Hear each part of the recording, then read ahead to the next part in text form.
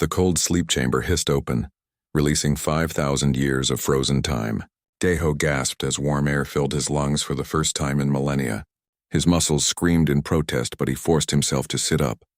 Around him, hundreds of other chambers were opening. The crew of the Eternal Dawn was waking up. "Status report," Daeho croaked, his voice rough from centuries of silence. A young officer named Minho rushed to his side with a tablet. "Sir, all systems are green. We're in the void between the Orion and Perseus arms. The fleet is intact. All 17 colony ships survived the journey."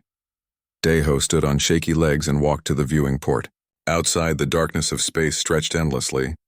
No stars were close enough to see clearly. This was the place humanity had chosen to hide, far from everything. Far from home. Home. Earth. The word felt like a wound that never healed. He remembered the last days before they fled. The cities burning. The oceans boiling. The Cascade War had destroyed everything. Humans fighting humans over the last scraps of a dying world. When the colony ships launched, only 50 million people escaped. 50 million out of 12 billion. That was 5,000 years ago. Now those 50 million had become something else. Something harder. Dr. Ji-won entered the command center, her eyes still adjusting to consciousness. She was thin, like all of them after the long sleep, but her mind was already working. She had been humanity's best scientist before the evacuation, and nothing had changed. "Daeho, we need to talk," she said quietly. "I picked up something before we went into cryo. Quantum signatures. A lot of them. Show me." Ji-won pulled up a holographic display. Waves of energy pulsed across the screen, each one representing massive weapons fire. The signatures came from a region near the Antares cluster, thousands of light years from their current position. "Someone is fighting a war," Ji-won said. "A big one. The energy readings suggest hundreds of ships, maybe thousands." Daeho felt ice run through his veins. The Galactic Union? The Union. Humanity had helped create it back when Earth was still green. 7 races coming together to form a peaceful coalition. Humans had been proud to be founding members. But when the Cascade War came, when humanity turned on itself, the Union had watched. They offered words of sympathy, but no real help. They said it was an internal matter, so humanity left, fled into the dark. And in 5,000 years, they had heard nothing from the Union. Most assumed humanity was extinct. Ancient shadows. A ghost story told to young aliens about the race that destroyed itself. "Send probes," Daeho ordered. "Long-range, passive sensors only. I want to know what's happening out there." The probes launched silently, slipping through quantum space faster than light. It took 3 days for the data to return. When it did, Ji-won went pale. "It's the Union," she whispered. "They're under attack." The images showed carnage. Strange organic ships, all teeth and armor, tearing through Union fleets. These weren't ships built by any race Daeho recognized. They moved like living things, adapting and evolving mid-battle. Wherever they went, nothing survived. Planets were stripped to their cores. Stars were drained of energy. This enemy didn't just conquer. It consumed. "What are those things?" Minho asked, horrified. "Unknown," Ji-won replied. "But they're winning. The Union is falling back on every front. At this rate, they have maybe 6 months before complete collapse." Daeho called an emergency meeting of the fleet commanders. All 17 colony ships sent their leaders. They gathered in the Eternal Dawn's conference room, faces grim. Admiral Tae Yang spoke first. He was old now, had been middle-aged when they fled Earth. "We all know why we're here. The question is simple. Do we help or do we stay hidden?" "Stay hidden," Captain Jae-won said immediately. "The Union abandoned us." "Let them face their own problems. 5,000 years have passed," another commander argued. "Everyone who abandoned us is dead. Their descendants never knew us. And whose fault is that?" Jae-won shot back. "We've been silent by choice. We could have contacted them any time." "We were broken," Daeho said quietly. Everyone turned to look at him. "When we left Earth, we were refugees, scared, ashamed. We had destroyed our own world. How could we face the galaxy after that?" Silence filled the room. "So we hid," Daeho continued. "We licked our wounds. We rebuilt. And we survived. But survival isn't enough anymore. It was never supposed to be enough." "What are you suggesting?" Tae Yang asked, though his eyes showed he already knew. "I'm suggesting we go back. Not as the broken refugees we were, but as what we've become." Ji-won pulled up tactical displays. In 5,000 years, we've built over 3,000 warships. We've fought pirates, civil conflicts, and each other. We've had no choice but to become strong. The Union has had peace for millennia. They've forgotten how to really fight. And we haven't, Deho finished. We remember the debate raged for hours. Some wanted to stay hidden. Others wanted revenge for old wounds. But slowly a consensus formed. Not revenge, not rescue, something else. Redemption. Admiral Taeyang finally stood. As the highest-ranking military officer in the fleet, his word carried weight. 5,000 years ago, we ran away. We had good reasons, but we still ran. I don't want humanity's legacy to be cowardice and extinction. I want it to be that we came back when it mattered. He looked around the room. We didn't survive just to hide forever. We survived to come back stronger, to show the galaxy that humans don't quit. We fall, we break, but we get back up. Every single time. So we help them, Deho said. We reveal ourselves. We help them, Taeyang agreed. But on our terms. We're not begging to rejoin the Union. We're offering them a chance to survive. If they want our help, they'll take it. If not, at least we tried. The vote was called. Of the 17 commanders, 14 voted to intervene. It was enough. Deho returned to the command center and gave the order that would change everything. All ships prepare for quantum jump. Set course for the Corvus system. That's where the Union is making their stand. Sir, Minho asked nervously, what do we tell them when we arrive? Deho smiled grimly.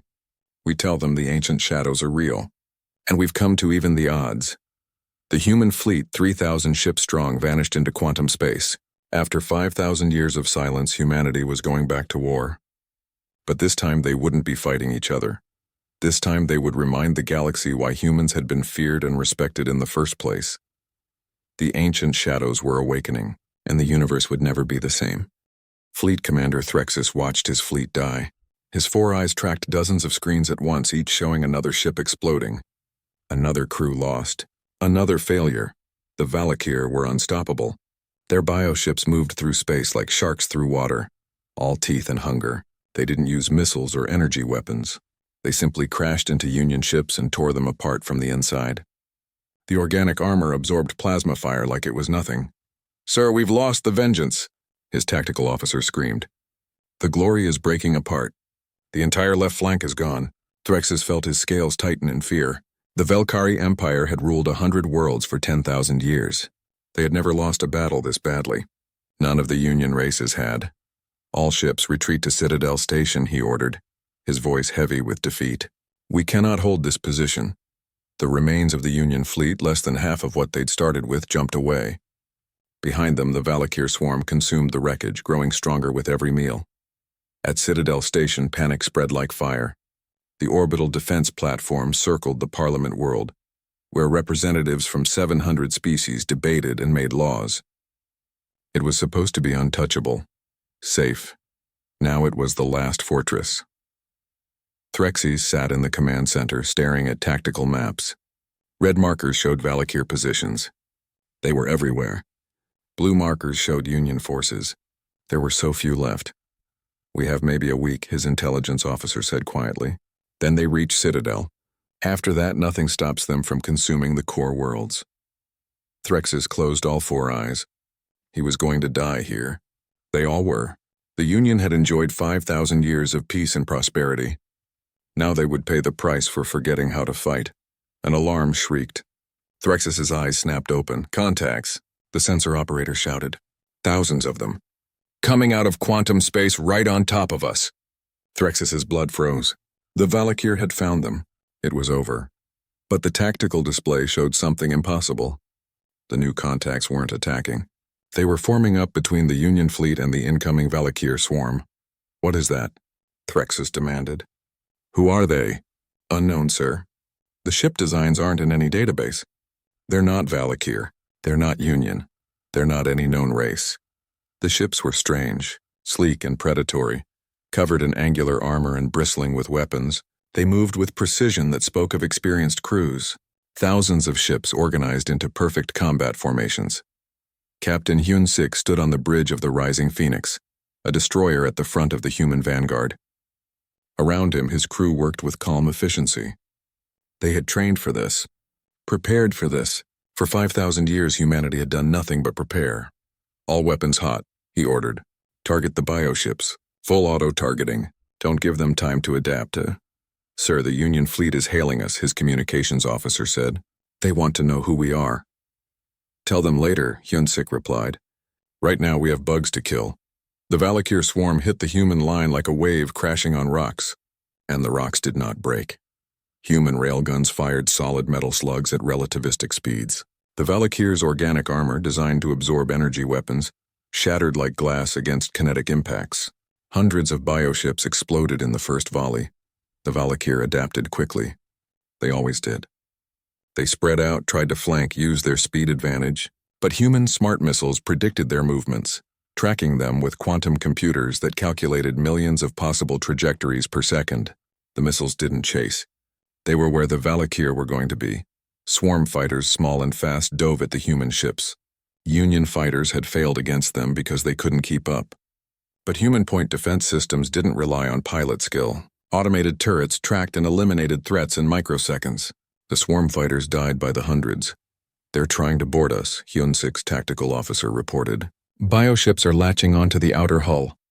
Deploy countermeasures.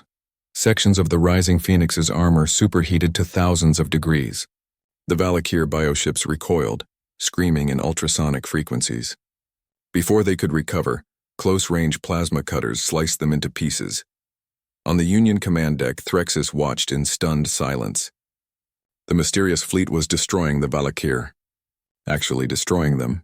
Making it look easy. Who are these people? He whispered. His communications officer's voice shook. Sir, we're receiving a transmission. It's in ancient Galactic Common. The dialect is over 4,000 years old. Play it, static crackled. Then a voice came through. Human. Speaking. Words in a language the Union had almost forgotten. This is the Terran Expeditionary Fleet. We've come to even the odds. Threxus felt something. He hadn't felt in months, hope but also fear. Because if these were Terrans, that meant the ancient stories were true. And humans were supposed to be extinct. The battle raged for 6 hours. 6 hours of brutal, efficient violence. The human fleet moved like a machine. Each ship supporting the others, creating overlapping fields of fire that left no gaps. They used tactics the Union had never seen. Weapons that seemed primitive but devastatingly effective. The Valkyr, for the first time since the war began, retreated. Hyun-sik watched them flee on his tactical display. Should we pursue, sir? His weapons officer asked. Negative. We've made our point. Let them regroup and wonder what hit them.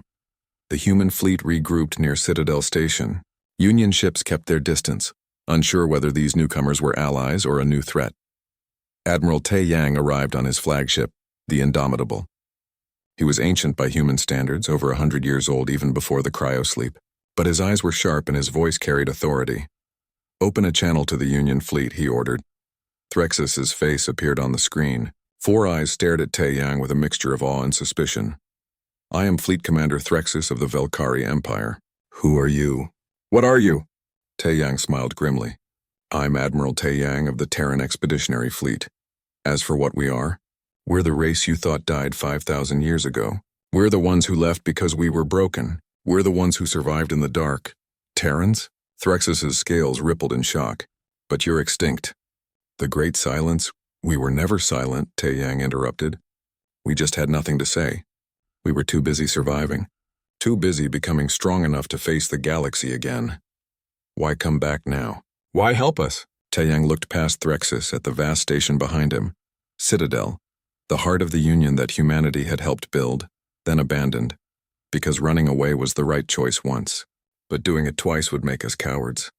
We're not cowards, we're humans. And humans don't let good people die when we can do something about it. Threxus was silent for a long moment. The Parliament will want to meet you. There will be questions, demands, some will fear you. Let them, Tae-yang said simply. Fear is healthy. It keeps you alert. But right now, you need us more than you need to be comfortable.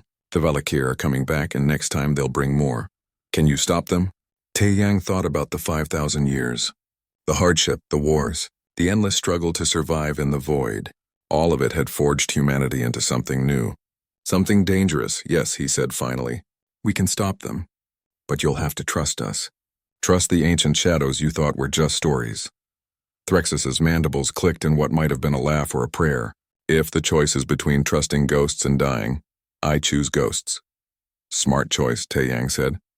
Now let's talk strategy. Because we're going to teach you how humans fight, and then we're going to take this war to the Valakir and show them why you don't mess with Earth's children. Across the Union fleet, word spread like lightning.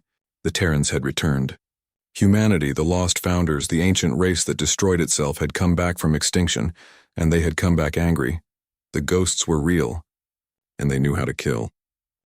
The Parliament chamber was chaos.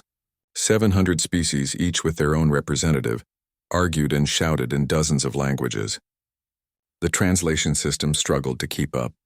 Ambassador Yuna stood in the center of it all, alone and unbothered. She was small compared to most of the aliens around her. Humans usually were, but she held herself straight chin up, meeting every accusing glare with calm confidence. "Order," the Parliament speaker demanded, his tentacles slapping the podium.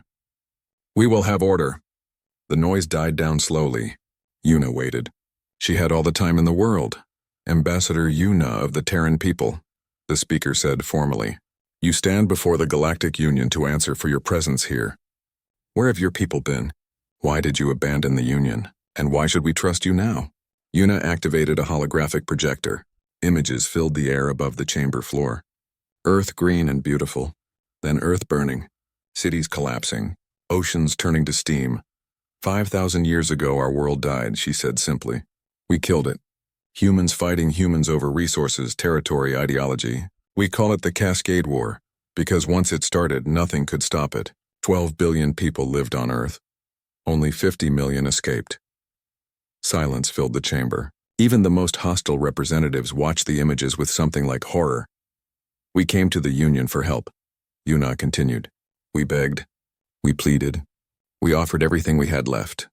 Do you know what we were told?" She looked around the chamber. "We were told it was an internal matter, that the Union couldn't interfere in the domestic affairs of member races. We were given sympathy and words of encouragement. But no ships, no supplies, no refuge. The Prime Directive forbids," a Velkari representative started. "I know what it forbids," Yuna cut him off. "And I understand why. But understanding doesn't heal wounds. We left because we had to. And we stayed gone because we were ashamed. How do you face the galaxy when you've destroyed your own world?" A Luminar delegate stood, her crystalline body glowing with agitation.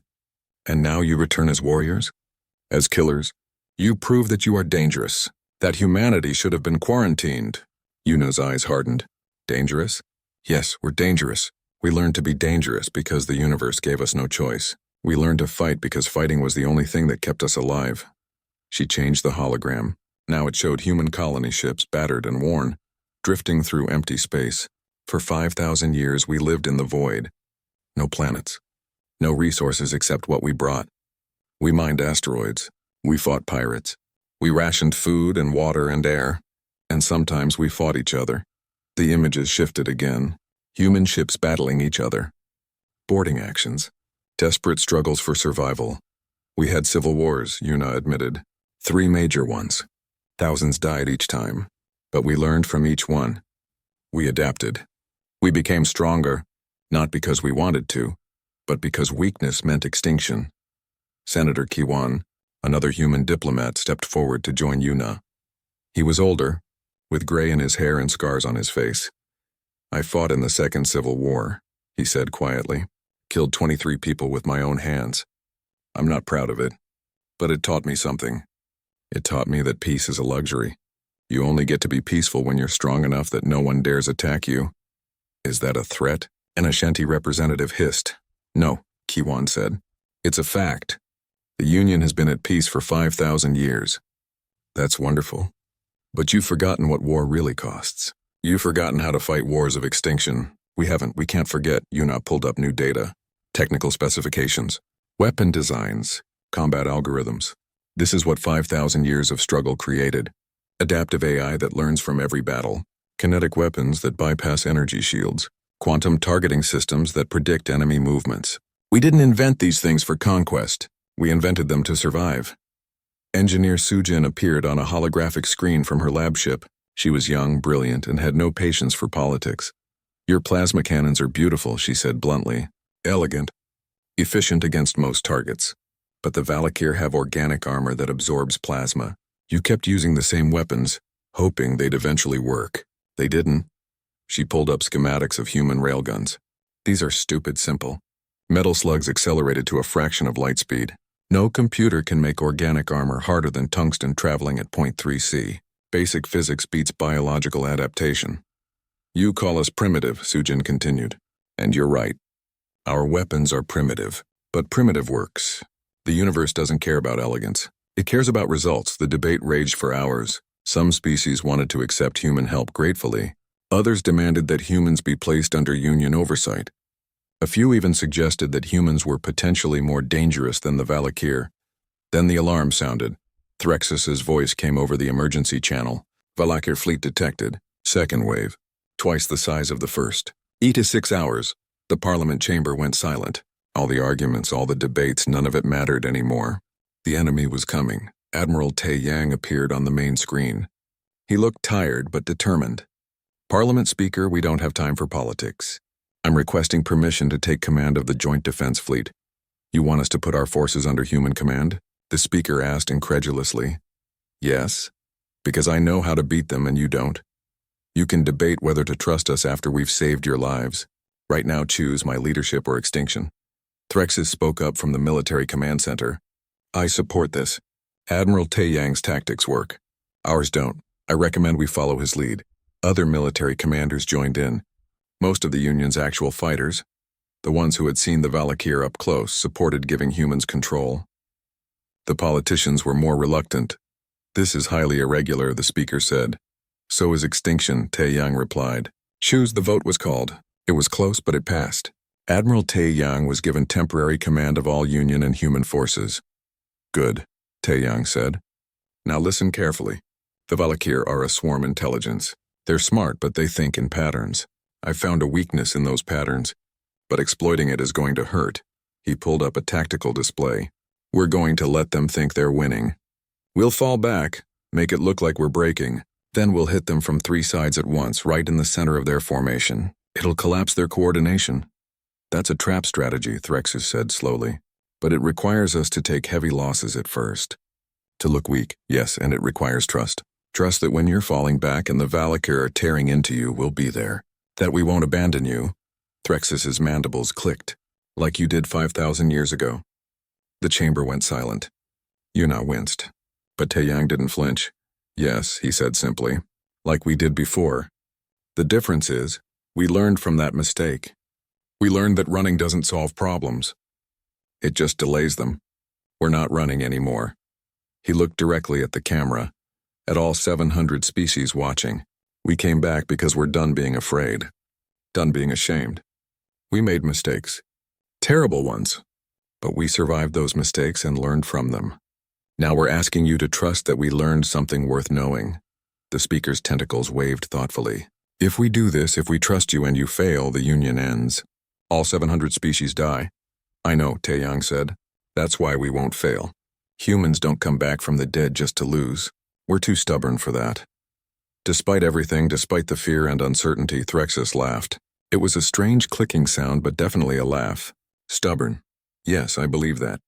Very well, Admiral. Show us how ancient shadows fight. The ships began moving into position, human and Union vessels mixing together for the first time. Engineers like Sujin worked frantically to integrate weapon systems. Crews trained together, learning each other's tactics. Yuna stood at the viewing port of Citadel Station watching the fleet prepare. Kiwan joined her. Think this will work? He asked. It has to, she replied, because if it doesn't, humanity's return will be remembered as the prelude to extinction. Both ours and theirs. No pressure then, Yuna smiled grimly. We're humans. We work best under pressure. In the distance, the Valakir swarm approached. Thousands of bioships, hungry and relentless. But waiting for them was something they hadn't expected. Something new and ancient at the same time. The ancient shadows had teeth, and they were about to bite back.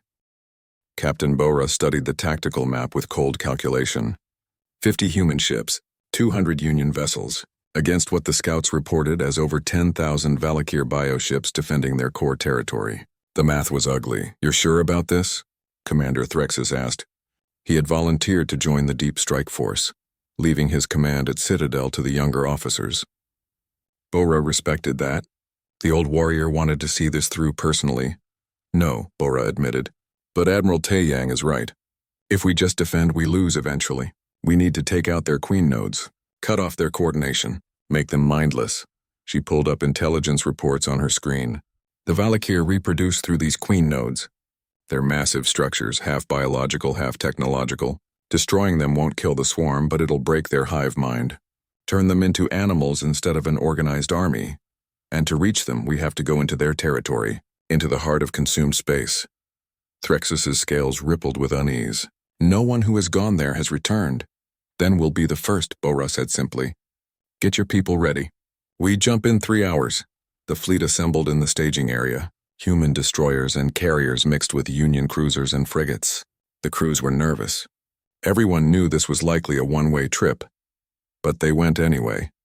The journey into Valakir space was like descending into hell. Systems that had once held billions were now empty, stripped to their bare components. Stars looked dimmer, as if something was draining their energy. Space itself felt wrong, like reality was wounded here. Stealth systems active, Bora's tactical officer reported. We're running dark. So far, no detection. The stealth technology was purely human innovation. The Union had never developed it, because they'd never needed to hide. But humans had spent 5,000 years hiding, and they'd gotten very good at it. They penetrated deeper into Valakir territory. The deeper they went, the stranger things became. Biomatter coated asteroids like fungus. Energy readings fluctuated wildly. And everywhere, the feeling of being watched. Biologist Unmi worked in her lab aboard the Defiant Hope Bora's carrier. She had been studying captured Valakir samples, trying to understand how they worked. What she found disturbed her. Captain, she called over the comm. I need you to see this. Bora came to the lab. Unmi showed her microscopic images of Valakir tissue. But it wasn't just tissue. There were traces of technology woven into the biology. And something else. Something that looked like quantum entanglement markers. They're not just biological, Unmi said. They're part organic, part machine, part something else. And these quantum markers, they're not from our dimension. What are you saying? I'm saying the Valakir aren't from here. Not originally. These markers suggest they're from a universe adjacent to ours. A dying universe. Bora felt ice run through her veins. They're refugees? Maybe I need more data.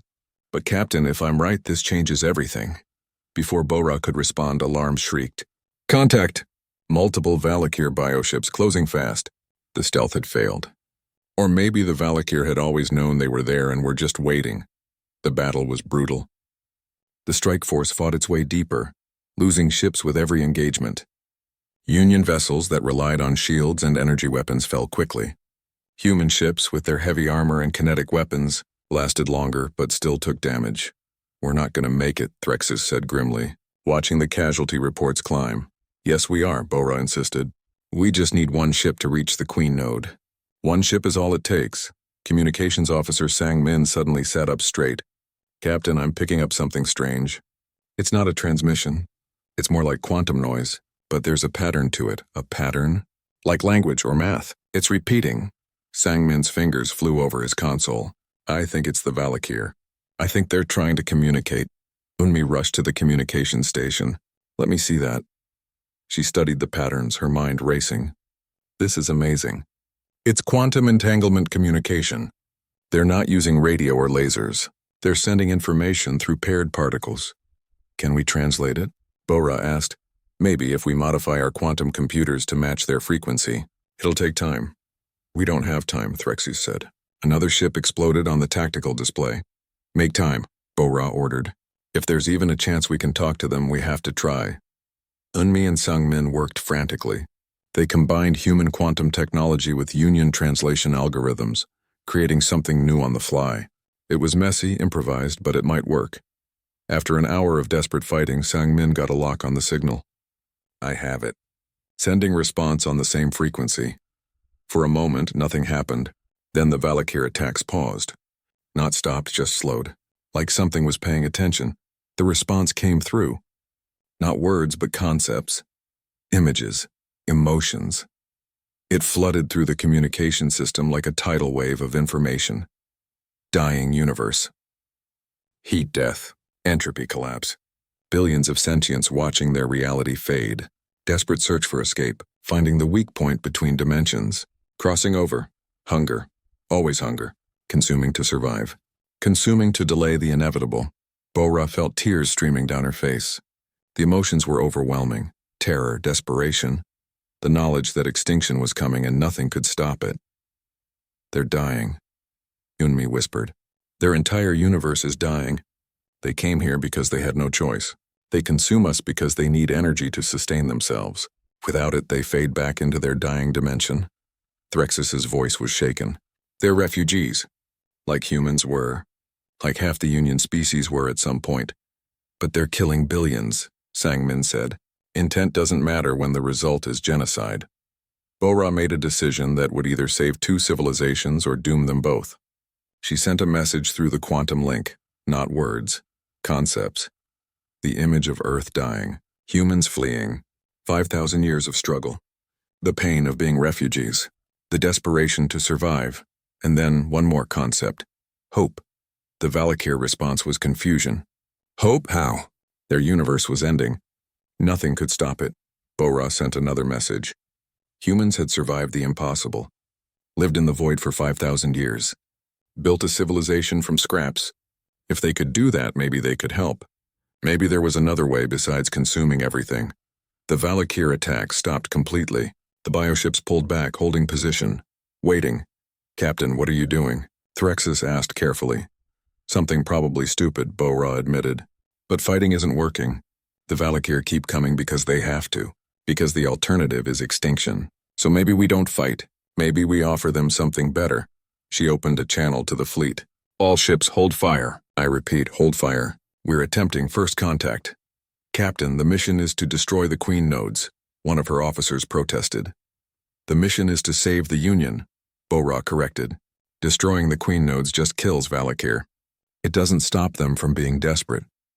But if we can find another solution, one that lets both species survive, that saves everyone. She sent another message to the Valakir. A proposal. Stop the attacks. Let humans study the dimensional barrier. Maybe human technology combined with Union knowledge could stabilize pockets of the dying universe. Give the Valakir a home without consuming Union space. The wait was agonizing. Finally a response came, not agreement. Just a question, why? Why help the ones who were killing you? Bora thought about Earth, about the Cascade War, about how humans had nearly destroyed themselves and had to flee. She thought about 5,000 years of hardship and what it taught them. She sent one final message. A memory. A human child born on a colony ship who had never seen a planet, who grew up in the cold void and still learned to dream, still learned to hope, because hope is what makes survival worth it. The Valakir swarm pulled back completely. The Queen node sent a message that Sangmin barely managed to translate. Ceasefire, negotiation, possibility. Bora collapsed into her command chair, exhausted. Threxus stared at her in amazement. You just started peace negotiations in the middle of an invasion, he said. Yeah, Bora replied. Humans are good at fighting, but we're even better at refusing to give up, even when giving up makes sense. She opened a channel to Admiral Tae Yang. Sir, mission status has changed. We didn't destroy the Queen nodes. We did something potentially better, or potentially worse. I'll explain when we get back. Tae Yang's laugh came through the speaker. Only you, Bora. Only you would turn a suicide mission into a first contact scenario. Get back here safely. I want to hear this story. The strike force began its long journey back to Union space. Behind them, the Valakir swarm watched and waited. Two desperate species, both fighting for survival, had found an unexpected connection. Now they just had to convince everyone else that peace was possible. The Parliament chamber erupted into chaos. Representatives shouted in hundreds of languages. Some called Captain Bora a hero. Others called her a traitor. A few called for her immediate execution. Ambassador Yuna stood beside Bora at the center of the chamber, facing the anger with calm determination. They had known this would be hard. Convincing the Union to negotiate with the species that nearly destroyed them was never going to be easy. You negotiated with the enemy, a Luminar delegate screamed, his crystalline body flashing red with rage. Without authorization, without oversight, you've doomed us all, I saved us all, Bora replied quietly. Destroying the queen nodes would have been genocide, and it wouldn't have stopped them. More Valakir would have come from their dying dimension. We'd be fighting this war forever. So your solution is to help them, an Ashanti representative hissed. To give resources to the creatures that consumed our worlds? Dr. G1 activated a holographic display. The elderly scientist had spent the last week analyzing Bora's data about the Valakir's dimensional origin. It's not about helping them, G1 explained. It's about solving a problem. The Valakir are from a universe experiencing heat death. Their reality is literally ending. They crossed into ours because they're desperate. If we can stabilize regions of their dimension, they can go home. They don't want to be here any more than we want them here. That's impossible, a Union physicist protested. Stabilizing a dying dimension would require energy output equivalent to multiple stars. For decades, maybe centuries, Engineer Su Jin appeared on screen from her lab. It would require that much energy if we did it the Union way. All elegant and safe. But there's a faster method. More dangerous but faster. She pulled up technical schematics. We create dimensional anchors. Think of them like nails holding a torn fabric together. We use the energy from consumed stars, the ones the Valakir have already drained. We recycle that energy, pump it back into their dimension at specific weak points. It won't save their entire universe, but it'll create stable pockets. Islands of stability where they can live. And if it fails? The parliament speaker asked. Then we've wasted resources and the Valakir keep attacking, Su Jin said bluntly. But if we don't try, they definitely keep attacking. At least this way there's hope. Senator Kiwan stepped forward. His voice carried the weight of his years, of the scars he bore from humanity's civil wars. 5,000 years ago, humans were refugees. We were desperate, dying, watching our world burn. The Union gave us sympathy but no real help. We survived anyway, but we never forgot what it felt like. He looked around the chamber. The Valakir are us, refugees from a dying world. The difference is, they're strong enough to fight for survival. But fighting is all they know how to do. We're offering them an alternative. We're offering ourselves as examples, Yuna added. We destroyed our world, fled into darkness, became hard and dangerous. But we didn't stay that way. We learned, we grew. We came back not as conquerors, but as helpers. If we can change, so can they. The debate raged for 3 days. Military commanders supported the plan because it offered a path to victory without endless war. Scientists were intrigued by the dimensional physics, but many civilians wanted revenge for the billions who died. On the third day, Fleet Commander Threxus stood to speak. The old Velkari warrior had become an unexpected ally to humanity. I lost 400 ships in this war, he said quietly. Thousands of my people died. I watched worlds burn. I have every reason to want the Valakir destroyed. He paused, letting the chamber fall silent. But I also watched humans fight. I saw what 5,000 years of hardship created. A race that should have died but didn't. A race that learned to be strong without losing their compassion. If humans can survive what they survived and still offer help to their enemies, then I'm willing to trust their judgment. The vote was called. It was close. Terrifyingly close. But in the end, it passed by just 23 votes. The Dimensional Stabilization Project began immediately. Human engineers worked alongside Union scientists and, incredibly, Valakir biotechnicians.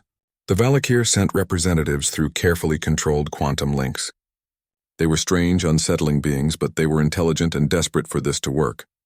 Dr. Yunmi led the biological integration team. She learned to communicate directly with Valakir queens through quantum entanglement.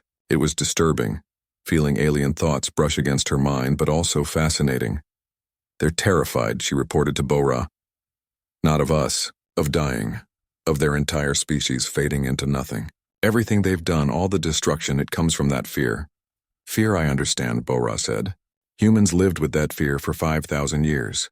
The first dimensional anchor was deployed 6 months after the vote.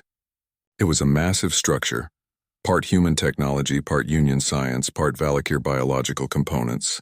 They placed it at a weak point between dimensions and activated it. For a moment, nothing happened. Then energy readings spiked off the charts. Reality rippled. And on the other side, in the dying dimension, a pocket of stability formed. It was small, only a few light years across, but it was stable. Proof the concept worked. The Valakir response was immediate. The attacks stopped completely. Bioships began retreating from Union space. Not fleeing, just pulling back, waiting to see if the humans could create more anchors. Over the next 3 years, 20 more anchors were deployed. 20 pockets of stability, enough to house billions of Valakir. They began the slow process of moving back to their dimension. Not all of them could go.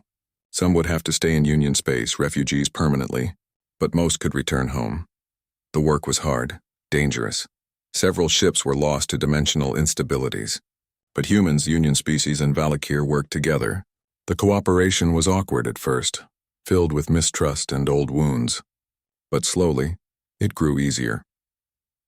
Ambassador Yuna stood at the dedication of the Terran Memorial on the Parliament world.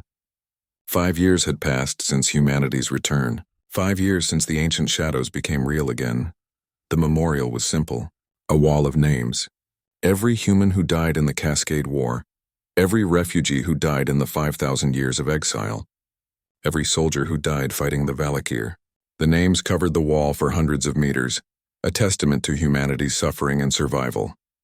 But at the center was something else. A living garden, plants from Earth, carefully preserved through 5 millennia, trees and flowers that shouldn't exist anymore but did, because humans refused to let them die. Admiral Taeyang stood beside her.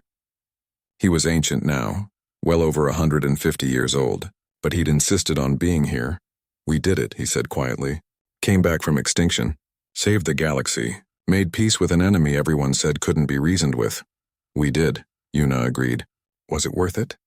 The 5,000 years of struggle? Taeyang watched children playing in the memorial gardens, human children and alien children, running together without fear. A Velkari youngling chased a human girl who laughed and ran faster. A Luminar child showed a human boy how its body could change colors. Yes, Taeyang said finally. Every single day of it, a Valakir ambassador approached. It still wore a protective suit, its biology not quite compatible with Union atmosphere.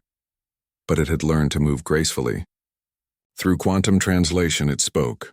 Thank you, for not destroying us, for offering hope when we had none. Yuna smiled. We know what it's like to lose everything, to fight just to survive one more day. We couldn't let another species suffer that alone. The Valakir's form rippled in what might have been emotion. Our children will learn of this, of the ancient shadows who returned with light instead of vengeance. Your story will live in our dimension forever.